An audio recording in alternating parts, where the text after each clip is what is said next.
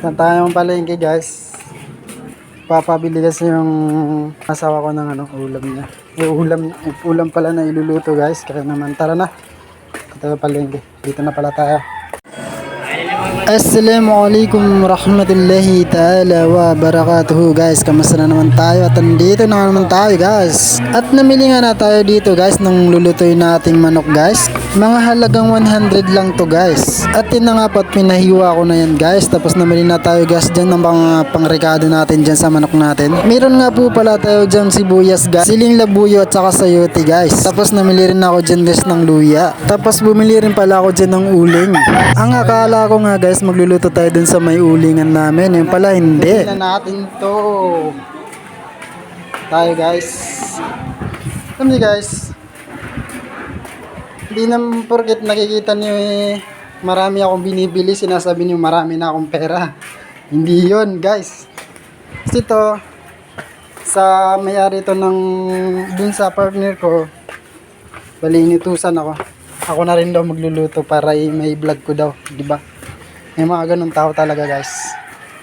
Tara na.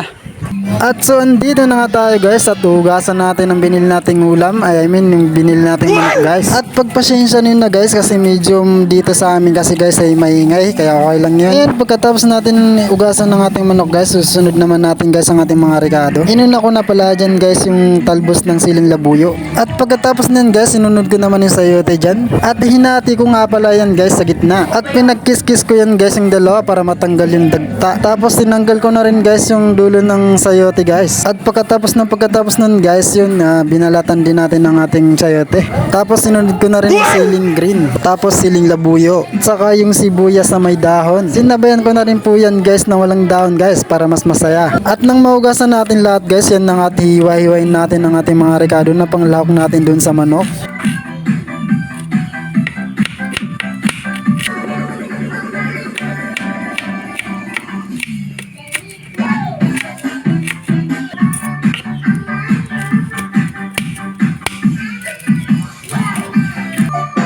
At pagkatapos natin guys, ayusin lahat-lahat at yan na nga po palang kinalabasan lahat.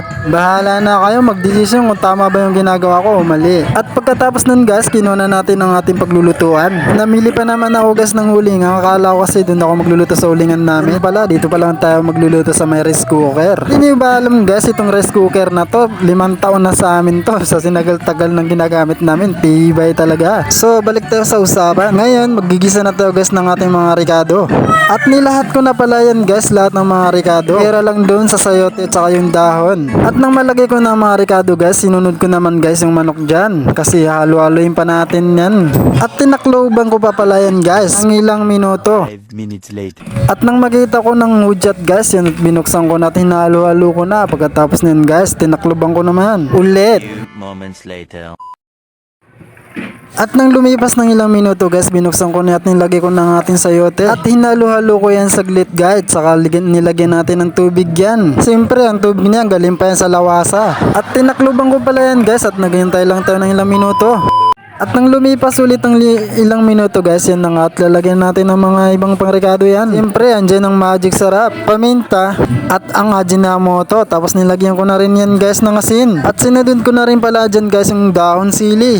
At nang okay ng lahat, titikman na natin to kung masarap ba o may kulang ba. At nang matikman ko na at okay naman lahat, wala namang kulang, kaya okay na, kakain na tayo. Nagsandok na pala ako dyan guys ng ulam tsaka kanin. At kung nakabot ka man po sa dulo ng video na to guys, huwag po natin kakalimutan na mag-like, mag-share, mag-comment guys. Makakatulong po yan sa mga katulad kong content creator na maliliit pa lang at di pa umaangat. At yung makakapanood nito at ipa-follow ako, maraming salamat po sa inyong lahat. At yung mga dati kong supporter guys, maraming salamat sa inyo sa panonood ng aking mga video. Huwag po kayong magsawa. Kasi guys, hanggang nandyan kayo guys, gagawa ko ng mga video para mapakita ko lang sa inyo kung anong mga ginagawa ko sa buhay. So guys, tara, samahan niyo ako kumain.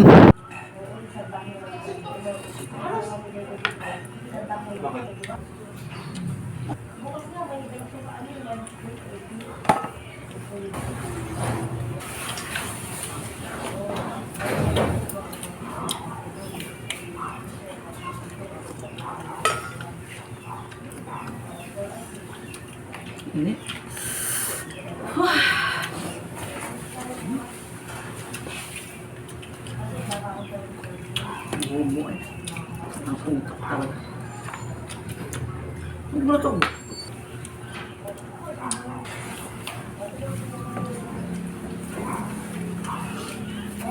Bang?